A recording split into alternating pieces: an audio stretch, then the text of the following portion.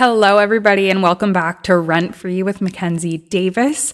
I am so excited to be with you guys this week. I am so sorry for the weeks off that you guys have had.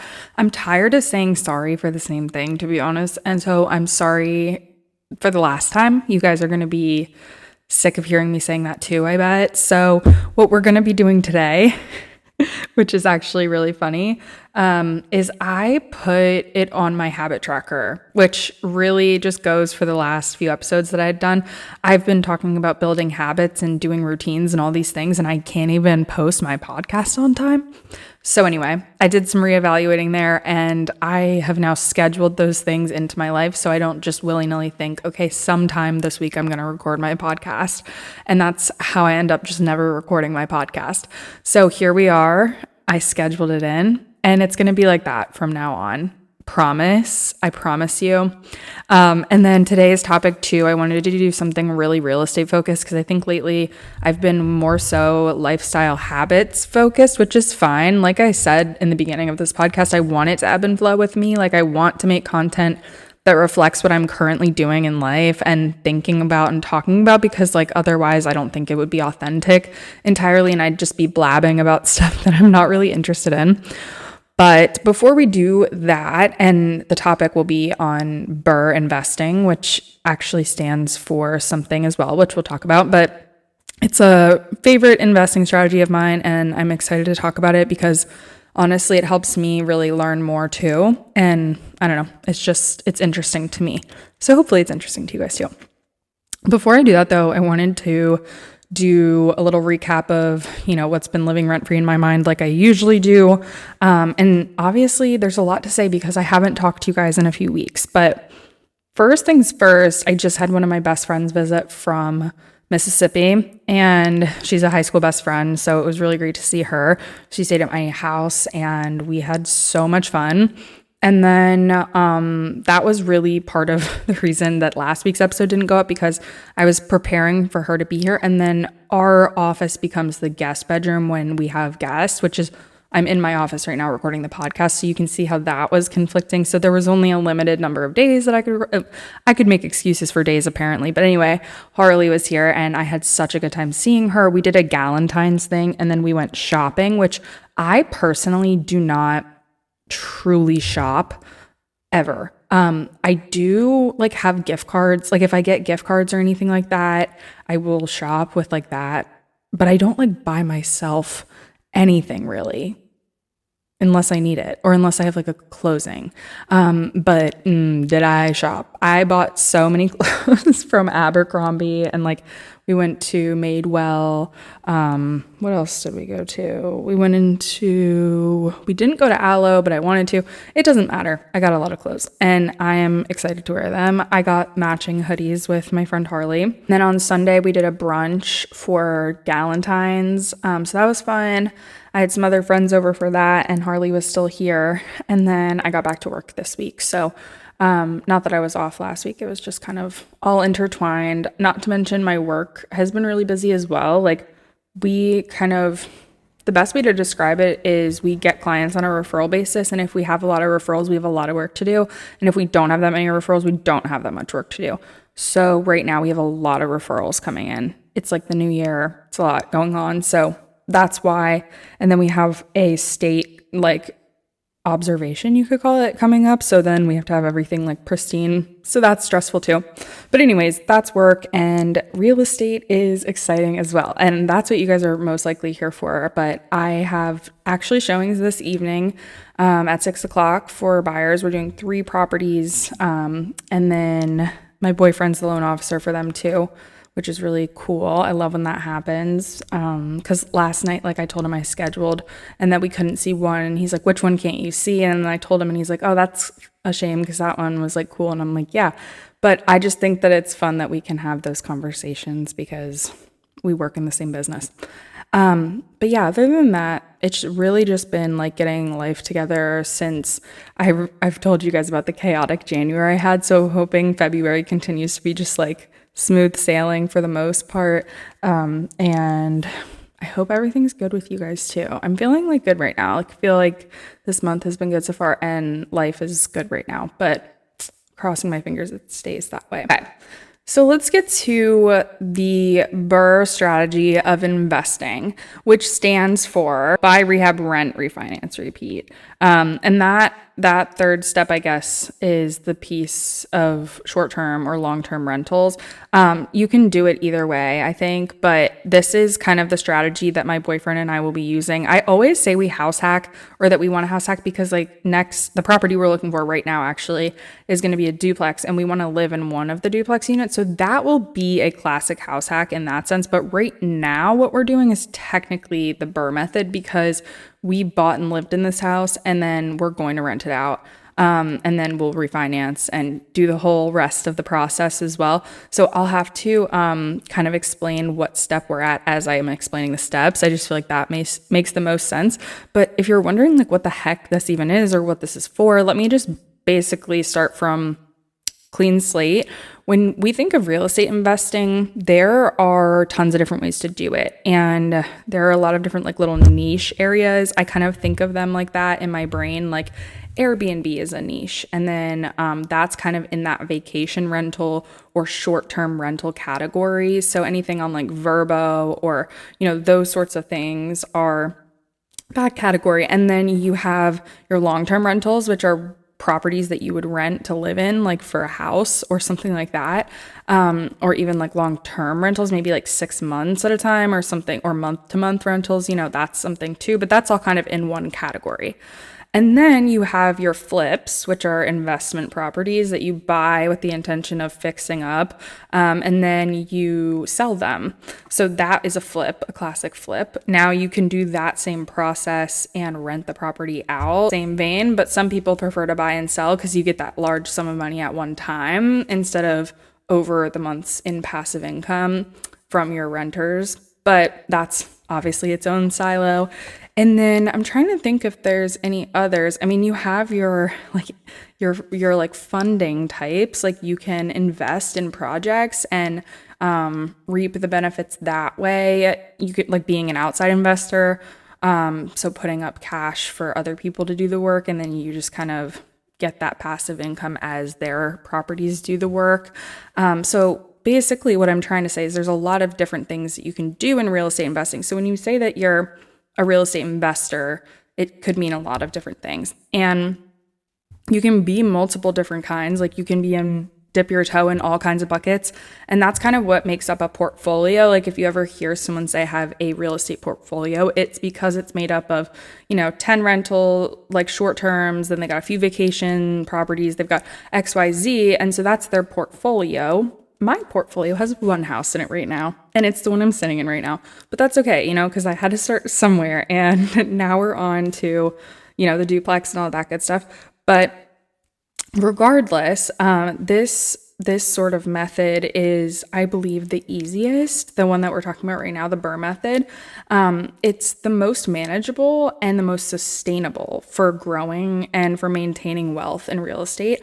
And I'll explain all of that more in depth as I go through each letter and what it means and all of that. But just on, the surface level, it, in my opinion, is the most easy and sustainable way to do it. But, to each their own, right? And that is why it's great that there's so many different kinds of rentals and things that you can do. So once again, BRRRR, 4 R's. I don't know how many I said, but it stands for buy, rehab, rent, refinance, repeat. And it allows investors to really recycle the money that they're putting into these properties. And the best way to put it is like, you think when you put down $10,000 for a down payment, right? That money is going into the property equity. And any money that you contribute from your mortgage that's going towards principal is also contributing to your equity. And so that's money that's kind of like sitting, if that makes it easy to understand. It's just sitting. And you can refinance your house, do a cash out refinance or a HELOC or whatever kind of program you decide to use for that. You could do like a home tap or anything. You pull out equity. You can even refinance and get a lower interest rate too. you pull out equity and you can use that money for other things. And in this case, the other things are other properties.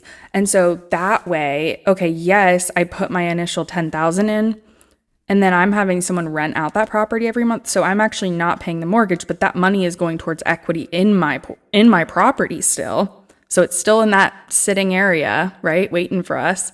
And so when you do a BRRRR, you can actually pull that money out and use it to buy another property, use it to put another down payment down. And it almost just kind of feels like you're using the same money. So that's why they say the investors are like recycling the money in the property. I don't know. I think it's a pretty cool strategy. The reason why it works is the power of appreciation. So if you think about home values and what home prices were like 10 years ago and what they're like now, it's clear that they're very different. That's because homes appreciate in value. They get more expensive. They become more valuable as time goes on, unless of course something happens to them or they're not well kept or anything like that. But for the most part, houses appreciate, and every year they appreciate a certain percentage. So when you buy property, you are buying it with at that price tag, right? Like the $250,000 price tag we bought this house for. My house is already worth over $300,000. That has to do with appreciation and the fact that we got this house for a good deal. But that means that we have like instant equity in our property, because if we were to refinance it, they would take a look at what our house is worth now. And that's how much the value of our home would be. And then we have a lot more, fluidity there, the ability to do more, obviously, because the more money you have, the more ability you have. So that is kind of simplified the two ways and two reasons that the BRRRR method works. Like that's why it's a good method, because those things naturally happen. And it's an easy cycle, an easy process, or easy enough. And once you do it, it's just simple as doing the refinance process with your properties to pull out capital to then reinvest and continuing the process. I'm really simplifying it, and I promise I'm going to explain it more in depth, but I wanted to just kind of give that higher level of it too, because I think that some people, I don't know, it's hard to know who's listening. Like some people are more new investors, some people are like seasoned investors, and I don't want to assume someone knows something that someone doesn't. So I just speak to the general public. But I think that if we want to talk about the each letter like in its own segment, the buy, the first B, if you will, is when you buy the property. And now this is where you kind of get a fork in the road and you can go a few directions, because you can buy properties in different ways, obviously. So if you decide you want to purchase a property and live in it and rent out another unit, that's a house hack. All those things we mentioned at the very beginning are prongs that you could technically purchase the property as, because you could flip it and rent it out. You could buy it, move in, live there for a year, wait, then rent it out. You buy a duplex, rent one out. You know what I'm saying? There's all these different ways you could do it. So it doesn't matter kind of what strategy of investing that you want to be in, as long as you are in a strategy, obviously. But it is important to understand what a good deal is too in this department, because you don't want to buy a bad property or a bad real estate investment. And it goes beyond just, oh, I know that's a bad area. I know this town isn't great, whatever. It really doesn't like matter what hearsay says, because when it comes down to it, the numbers are going to write the check every damn time, right? So if the appraiser comes out and the house isn't worth what it's worth, then your house isn't raising for it. You know what I mean? Like the numbers are what talk. And so you really want to make sure that you're looking at your comps when you're buying the properties. And also if it's a flip, please think about your after rehab value and how much you're going to be able to get for the property. It doesn't make any sense to flip a terribly distressed property if the value of the property is not going to be something good afterwards, like if that makes sense. So some people tend to put like a lot of money into a project and then they go to sell it and they make only like $10,000 on the sale, because it's just not efficient. It's not an efficient use of their time and resources.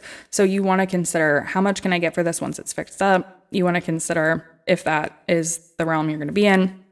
You have to consider the rehab costs. Like just don't take things lightly. Like don't just assume that the property is going to be an easy flip, or don't buy it sight unseen, especially if you want it as a rental property, because then that's going to be your problem down the line. You just want to make sure you're smart about what you're buying, essentially. So the second letters are the first R of the BRRRR, and that stands for rehab. So you want to think about what renovations are going to add the most value to the property and what's necessary for the project that you're working on. So, if you're getting this property as an Airbnb, you may not, I don't know, maybe you'd want to put more into the property. Like you want to put a pool in, or you want to put something that would add the value to that Airbnb listing, versus if I'm flipping the property to sell it, I know that adding a pool doesn't really add value to the property.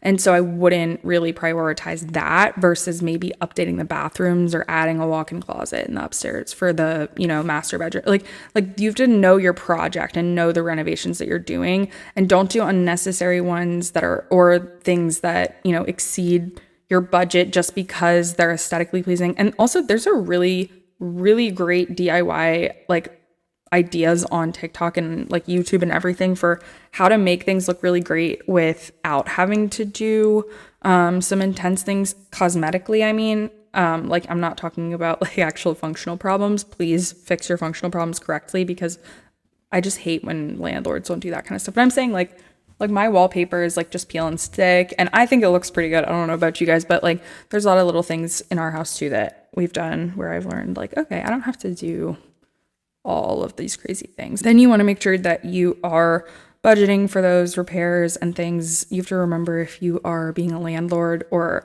a property manager or anything of the sort, that things are gonna happen and go wrong, and you are responsible for getting those things fixed. And please don't be a slumlord. Please do the things for your clients. I don't know what it is about that just pisses me off, probably because I work in psychology and work with people who I see struggling all the time, but I'm just help the people that you signed up to help, please. Anyway, that's another hill I could die on. But I think other common mistakes you can use when you're doing a rehab are, if you get a rehab loan specifically, a lot of people think that you can they give you the money and you just go do whatever you want with it. But if you're getting an FHA 203k rehab loan, that means that it's getting wrapped into the loan of your house and everything like that. They're going to require that you have contractors come out and look at the things and certify and do the work. A lot of the times they're going to make sure that those contractors are up to date, and then they also want to make sure you're not just having Billy Bob Joe from down the street coming to install the electric for the house, because obviously that's a safety hazard.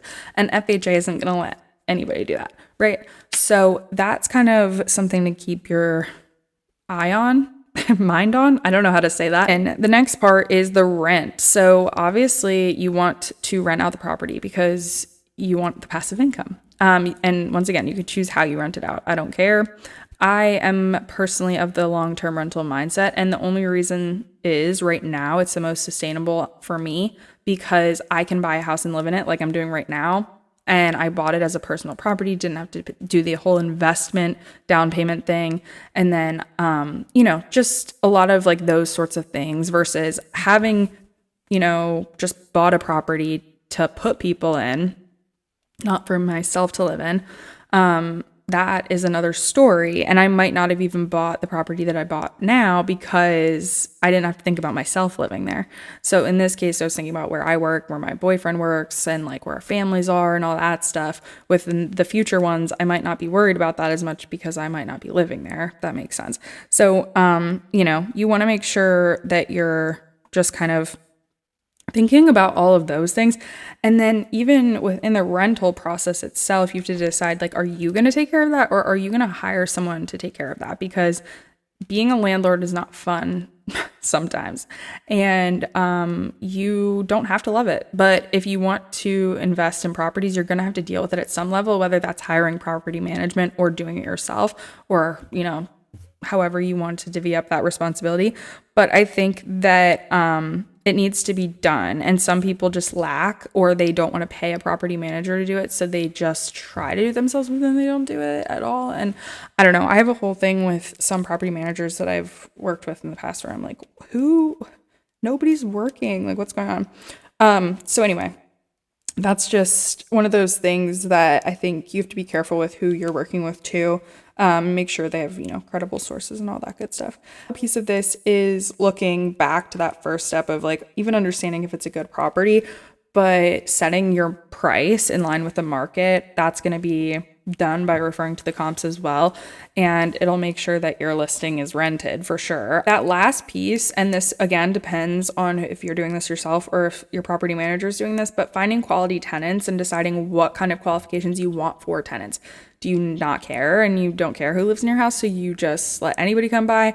Or are you wanting, certain income requirements? Are you wanting a credit score, a background sort of check, or do you want any of those sorts of things done? So those are all like within your scope to do. Obviously, you can't discriminate based on like gender or sex or any of that stuff, but as you shouldn't, but you have obviously the right to be declined if you can't like afford a certain amount of rent or whatever. And that's because when you think about the process of renting a home versus buying a home, like the loan qualification process is so long because they want to make sure you can pay your mortgage, but they don't really have that for rentals. So then that turns that over to like the landlord to decide, okay, do you have what it takes to pay this bill, basically?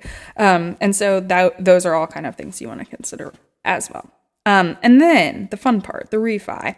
I don't know. This stuff I find interesting and cool because a lot of people complain about interest rates all the time, like all the time. And it drives me nuts. People wait and wait and wait to buy properties. And I have been, 2019 or 2020-ish is when, that's when I got my real estate license. But that's also when I started hearing people be like, ugh, interest rates are so high. And I don't want to buy a house. So it's been 5 or 6 years, right, that I've been hearing this. These people could have had 6 years of equity built in a property by now. Sue me if I think that's ridiculous that you are worried about a higher interest rate, but you're paying 100% interest every month in your rent. Sue me. I know for some people it's not a choice, absolutely, that they have to rent, and sometimes it's hard to save money, and I completely understand that. But don't complain. I just hate when people complain about it and they're like, well, the interest rates are not high, even in comparison to years and years ago. They had been way higher, closer to the 20%, and we're like still below 10, significantly below 10. So I don't know. That is something that just drives me nuts. Like I have now been telling you guys about how I'm building wealth with the property I'm buying and I'm excited to buy more. And if you're being held back by a number that is not even that high, I don't know what to tell you, But the caveat is that when you refinance, you can refinance at a lower rate. So say that you got a rate that was like 7% and you're like, oh my God, it's so high. And you're one of those people, then you can come back when rates are like 2% and you can refinance. So sometimes you do have to pay closing costs to refinance, and that's something you should be cognizant of too. But what's really great is that you can do this, reduce your overall amount. Obviously, if you have a lower interest rate, you're not paying more over the time of your loan, and that's great. And then at the same time is when you can do that cash out refinance. And so you can pull out whatever percentage of your equity you're allowed to pull, and you can use that. And you can use it for whatever you want. You could pull it out really to do like pay for your kids' school. You could buy another house. You could do X, Y, Z with it. And in this case, with the BRRRR method, you're going to buy another property with the money. And so that's where you take all of that and repeat it into the buy, right? So that's the last R, is the repeat, because you want to just keep doing it again and building your portfolio and growing your streams of income and your wealth and all of those other good words that we like to use in this real estate space.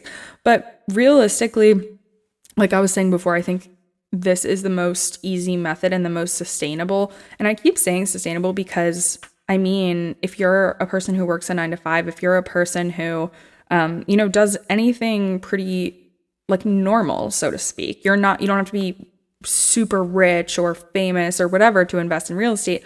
You can actually just invest in your first property that you live in. As long as you can save and do that, even if it takes time to do that, you could invest in real estate. with the BRRRR method. And that's why it's really cool to me, because it's for anybody. And it's not just for people who can put 20% down on an investment property and buy and furnish an Airbnb, because that is expensive. And I don't want you to start your career on a risky move. So just those are other things to think about. I love the podcast Bigger Pockets for that reason. They have so many informational episodes about the different methods of real estate investing. So if you ever get caught up in what to do or which one's right for you, just go over there and try to listen to a few episodes and figure out the different pieces of what makes sense for you. It really is like a puzzle, and like your portfolio is like a puzzle too, and it all just like works together in its own ways. So I think that it is a personal thing, and I don't want to tell you what to do. So if you think that something else, some other strategy is better, you do you, boo. And so with that, I wanted to give you guys like a few, I don't know, not warnings. I would call them more like real life considerations, but there are things that happen that could happen that you need to be aware of and careful for, right? Like don't stress necessarily, but just be cognizant that these things that we're going to talk about exist. So over renovating is a big thing. When you get excited about the progress of a property or making it perfect, but you don't want to do that. You don't want to make a rental property perfect, because the truth is people are moving in there to live there and it's not you. And the quality should be great. Like you should be a good landlord, like I've been saying this whole episode, but you don't need to put in diamond countertops and all of the best things. And people can tend to do that. Diamond countertops do not exist. I hope everybody knows. Well, I don't know. I've never seen a diamond countertop, but never say never. All I'm trying to say is you don't need to do the most expensive updates. You can do things that are nice and quality for your tenants while still maintaining a budget. And that's really important. Property can also not appraise as expected. So you could buy a property and flip it and get it appraised, and it ain't appraised for what you thought it was going to appraise. So that means your margins are lower. Like you're not going to get the same amount of money back, which sucks, but that's a possibility. And so you want to make sure that you're calculating things carefully. You're, using contractors who give you appropriate estimates. You're doing things in that way so that your margins are as close to what you thought they were going to be. And then the last thing I'll say is that there can be issues with tenant placement. Just because you have a rental doesn't mean someone's going to rent it. I've seen rentals sit for months and months and months. Now, usually, I will say when they have sat for that long, it's either a picky owner, like the owner doesn't want any of the tenants, they've had multiple applicants, whatever, or it is a situation where there's something wrong with the house. And when you go there, you can tell like something's wrong. Like you're like, oh, this smells like cigarette smoke, or like, okay, this is why nobody's like, you know what I mean?